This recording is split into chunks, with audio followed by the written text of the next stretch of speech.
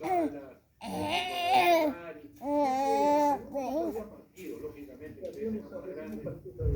claro, claro. Entonces, yo me acuerdo de y de ahí, ya estando en Pesquero, una temporada luego de ahí, Alianza, Estuve 2 años en Pesquero. Sí, estuve 2 temporadas en Pesquero y año y medio en Alianza.